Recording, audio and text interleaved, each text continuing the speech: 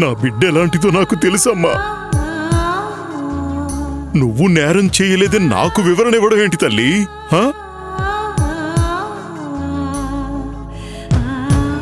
ఇదంతా ఆ అమృత పనిన కుట్ర డూట్.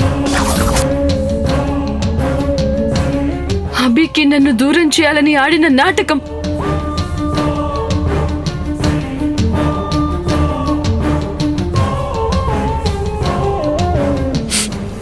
ఆ నాటకం నిజమని నమ్మిన అభి కూడా పాత్రధారి కావడం నాకు మింగుడు పడట్లేదమ్మా. నువ్వేంటో తెలిసి కూడా అతను అలా ప్రవర్తించడం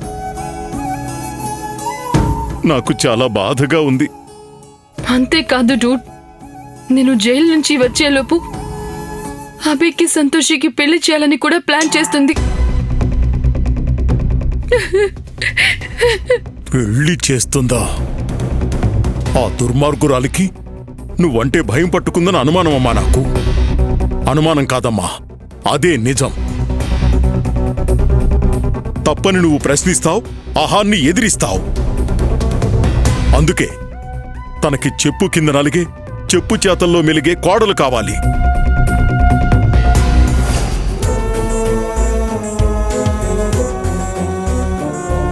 అందుకే నిన్ను కోడలిగా అడుగు పెట్టనివ్వకుండా అడ్డుపడుతోందమ్మా.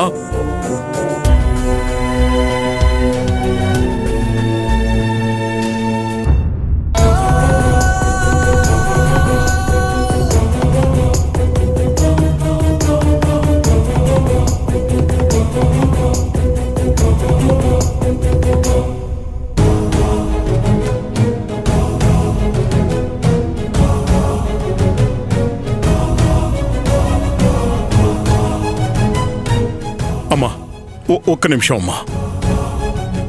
డూడ్, ఓ బాబు, నువ్వెందుకు బాబు ఇక్కడికి వచ్చావు? మహమ్మద్, అతనెవరు? తెలీదు మేడం, ఇప్పుడే నేను చూస్తున్నాను. చూడు బాబు, నా కూతురు మీద నేను ఎంత ప్రాణాలు పెట్టుకున్నాను, తను కూడా నా మీద అంతే ప్రాణాలు పెట్టుకుంది.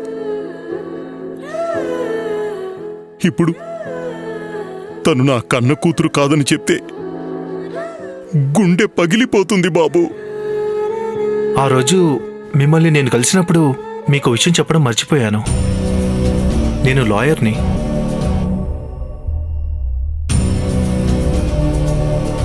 వర్షినికి బెయిల్ ఇప్పిద్దామని వచ్చాను.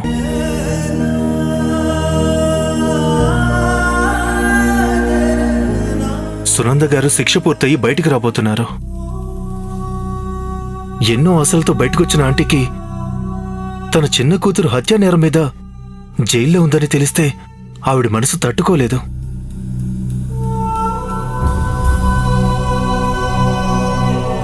ఈలోగా వర్షిణిని బెయిల్ మీద బయటికి తీసుకురావాలన్నదే నా ప్రయత్నం. సంతకాల కోసం వచ్చాను. బెయిల్ అయితే ఇప్పించు బాబు, కానీ నీకు దండం పెడతాను. ఇప్పుడప్పుడే అసలు నిజం వర్షినికి చెప్పకు బాబు. సందర్భం వచ్చినప్పుడు నేనే చెప్తాను. సరే, చెప్పను. రా బాబు.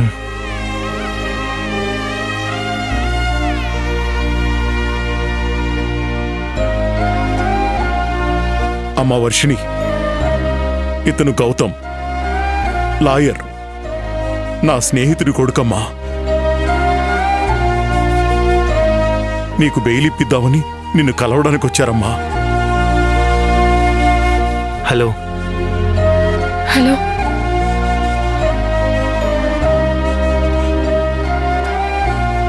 వీటి మీద సంతకం పెట్టండి.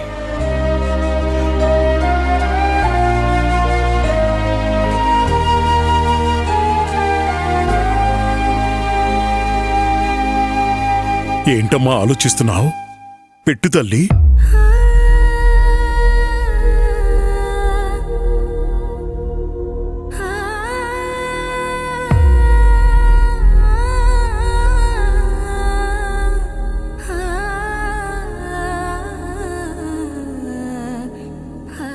బాబు, చాలా చాలా థ్యాంక్స్ బాబు.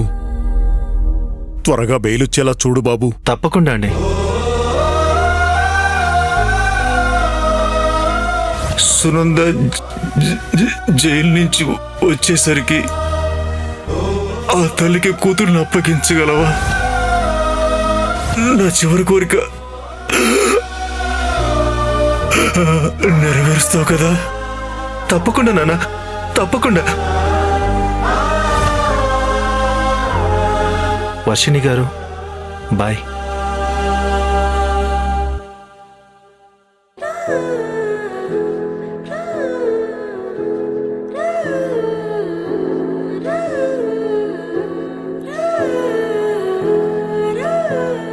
డూడ్, నువ్వు జాగ్రత్త. నా గురించి బెంగ పెట్టుకొని నువ్వు ఆరోగ్యం పాడు చేసుకోవద్దు డూడ్. నువ్వు జాగ్రత్తగా ఉండు. మహమ్మద్, మేడం, డూడ్ని బాగా చూసుకోవాలి. నేను చూసుకుంటాను మేడం.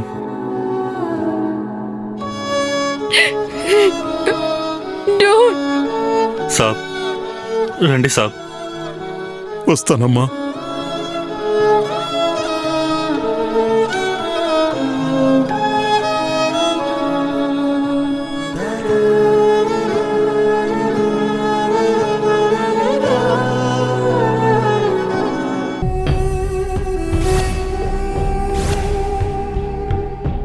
నేనంటే నీకెందుకక్క అంత అభిమానం? ఇది అభిమానం కాదురా, దేవుడు కలిపిన అనుబంధం.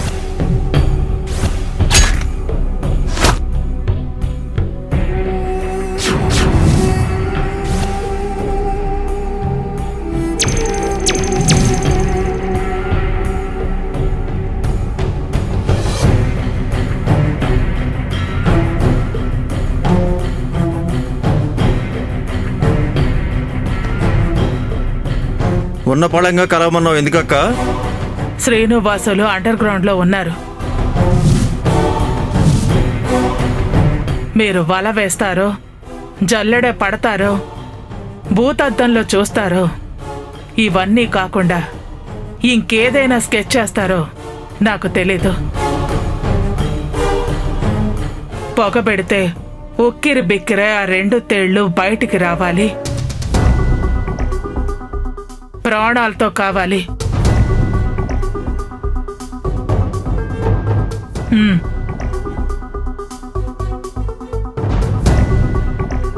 వాళ్ళిద్దరూ ఎక్కడున్నా వెతికి పట్టుకుంటాం అక్క. వీలైనంత త్వరగా కావాలి. సరే అక్క, పదండ్రా.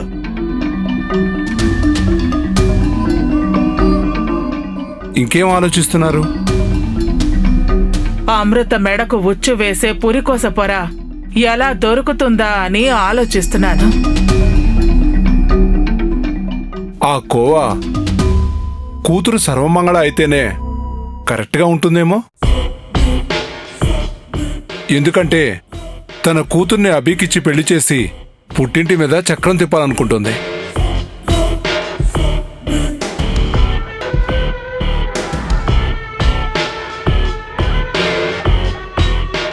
అవును కదా, ఇది నా బుర్రకి తట్టనే లేదు.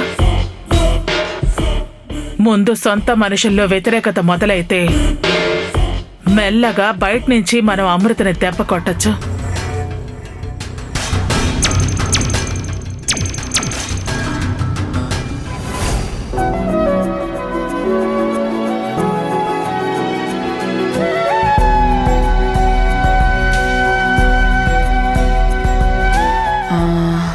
ఇదెలా ఉందండి కార్డు?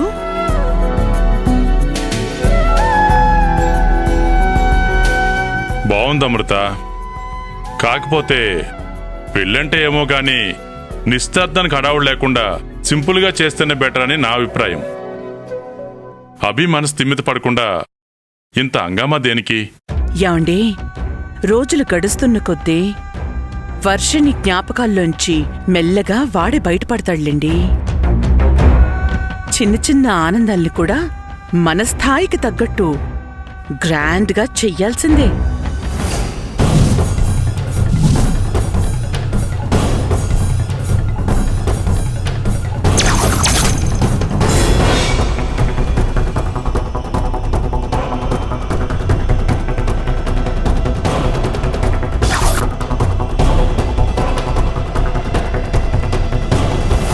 అమృత!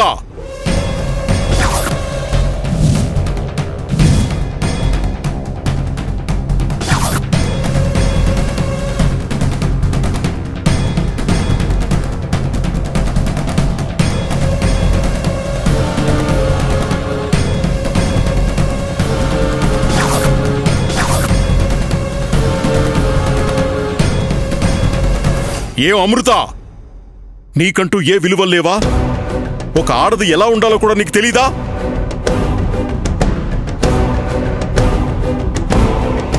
నా కూతురు ఏమన్యాయం చేసిందని దాని జీవితం జైలు పాలు చేశావు. నీకేం ద్రోహం చేసిందని దాని సంతోషాన్ని చిదిమేశావు.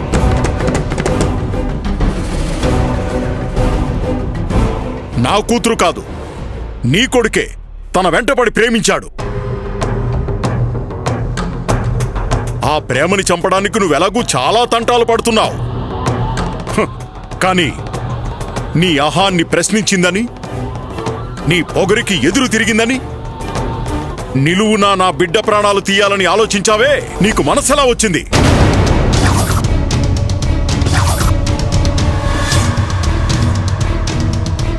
చూడండి, మీ మమకారం మీతో అలా మాట్లాడిస్తోంది గాని నేను మీ కూతుర్ని చంపాలనుకోవడం ఏంటండి?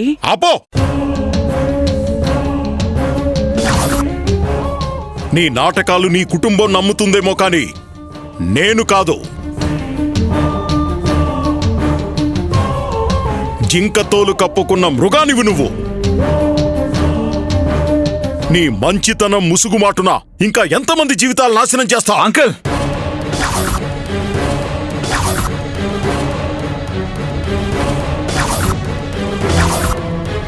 మా అమ్మ జైల్లో ఉన్న వర్షిని చంపించాలని చూడడం ఏంటి? మీ అమ్మాయే మా అమ్మ మీద మీ లోపల విష బీజాన్ని నాటింది. ఎంత మాట పడితే అంత మాట అనేస్తున్నారు. బాబు, ఎవరూ ఏ విషబీజం నాట్లేదు.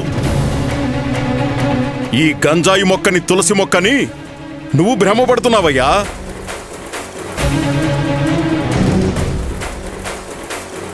నీ తల్లి మాయలో పడి నీ ప్రేమని నాశనం చేసుకుంటోంది నువ్వు.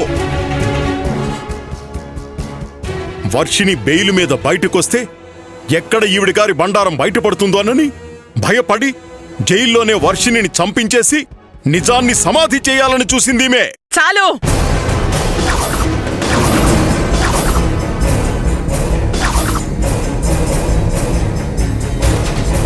నీ కూతురు హత్య చేసిందన్న ఉక్రోషాన్ని నా కొడుకు ప్రేమను అడ్డం పెట్టుకుని ఇంతదాకా నువ్వు నా మీద చూపించింది చాలు.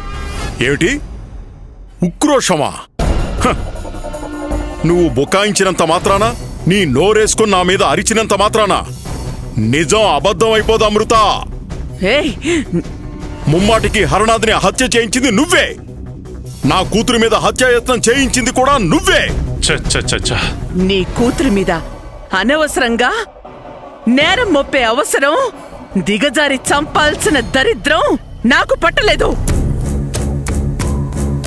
ఇంకా నీ బిడ్డ నేరస్తులతో, అదే అండర్ గ్రౌండ్ మాఫియాలతో స్నేహాన్ని పెంచుకుంది. ఆ స్నేహాల్ని అడ్డం పెట్టుకుని ఎంతో మందిని బెదిరించింది. ఇంకా నీ కూతురు అకౌంట్లో ఎన్ని పంచాయతీలున్నాయో, ఎవడెవడికి దాని మీద ఎంత కోపం ఉందో ఎవడికి తెలుసు. అయినా నా కొడుకు బాధ చూడలేక వర్షిణి హంతకురాలని తెలిసి కూడా నా మనసు చంపుకుని పోలీస్ స్టేషన్కి వెళ్లి బెయిల్ ఇప్పిస్తాను అని బ్రతిమాలుకున్నాను. పిచ్చి పట్టినట్టు నా పీక పట్టుకుని నన్ను చంపాలని చూసింది. అలాంటి దాని గురించి నా ఇంటికొచ్చి నన్నే నిలదీస్తున్నావా? ఇదెక్కడ న్యాయమండి?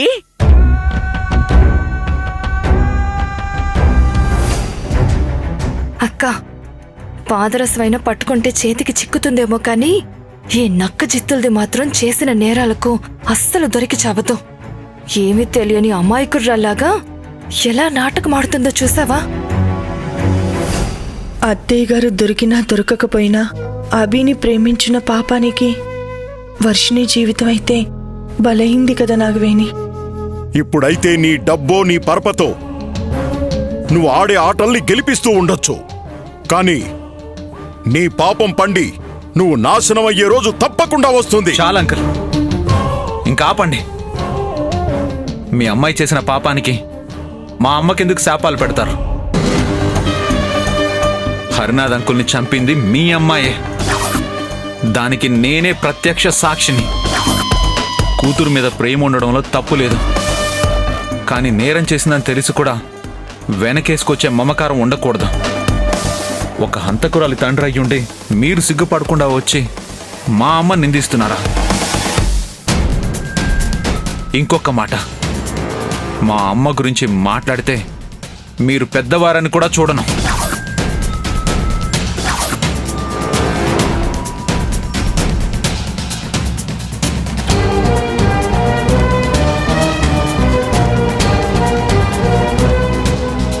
ఛీ! గంజాయి వనంలో తులసి మొక్క ఎలా పుడుతుంది? ఒక్క నిమిషం అండి.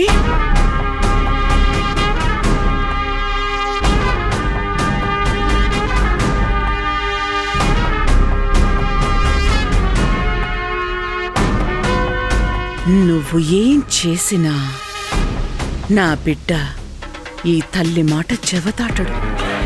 నీ కూతురు బయటికి రాదు, నేను రానివ్వను. అభికి సంతోషికి నిశ్చితార్థం.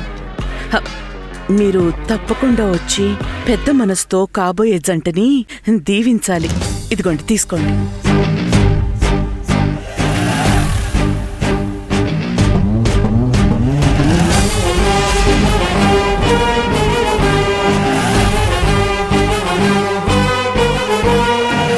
పుండు మీద కారం చల్లినట్టు నిశ్చితార్థం కార్డు ఎలా ఇచ్చిందో చూసావా? దొంగ మొహంది.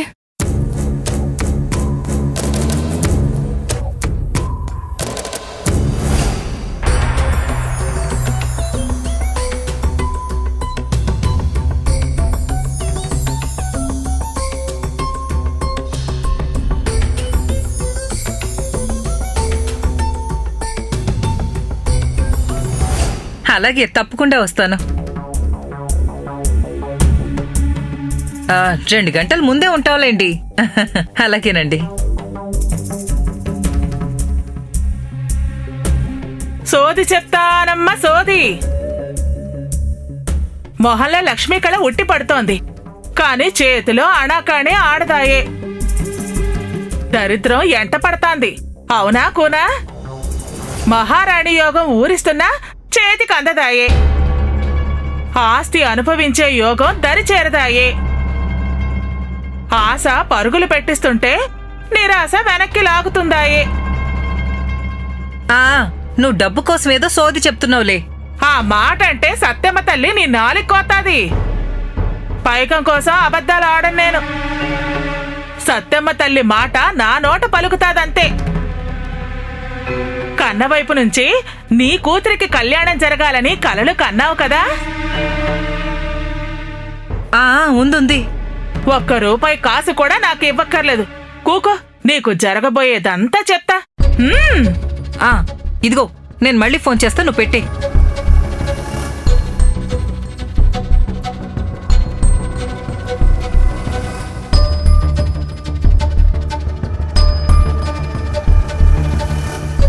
నీ జాతకంలో అష్టైశ్వర్యాలు అనుభవించాలని రాసుందాయే, కాని ఏం లాభం? నీ పెనివిటేమో మొద్దాయే. పుట్టింటి కాడ అన్ని మాటలకి హద్దు. నీ మాటలు చెల్లే కాడ డబ్బు లేదు. ఉన్న కాడ నీ మాట నీటి మీద రాతలాయే. అవును సోదమ్మా, నువ్వు చెప్పింది నిజమే.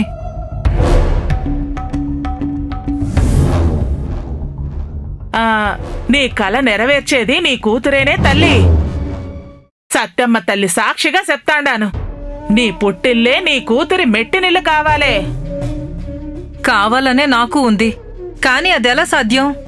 అప్పుడేమో నా తమ్ముడు వర్షిణితో ప్రేమలో ఉన్నాడు, ఇప్పుడేమో సంతోషితో మా అమ్మ పెళ్లి చేస్తాను అంటుంది.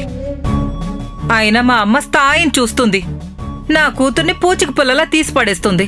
నా కూతురు ఆ ఇంటి కోడలు కావాలన్న నా కల ఎలా నెరవేరుతుంది? నీరసపడిపోకే కోనా, నీ గత ప్రయత్నాలన్నీ నిష్ప్రయోజనాలయ్యాయని నీరసపడిపోబాకు. ఇప్పుడే కదా అదృష్టదేవత తలుపు తట్టింది. సత్యమ్మ తల్లి నా నోట పలికించింది.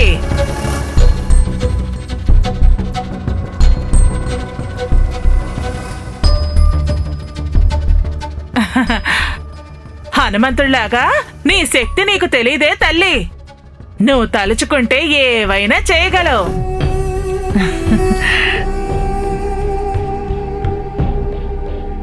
కుదిరిన పెళ్లిని నిశ్చితార్థం కాకుండానే ఆపగలవు. నీ కూతుర్ని ఆ ఇంటి కోడలుగా చేర్చగలవు. నీ బిడ్డే ఆ ఇంటి కోడలు కావాలన్న రాత మోత మోగిపోతాదే తల్లి. ఆ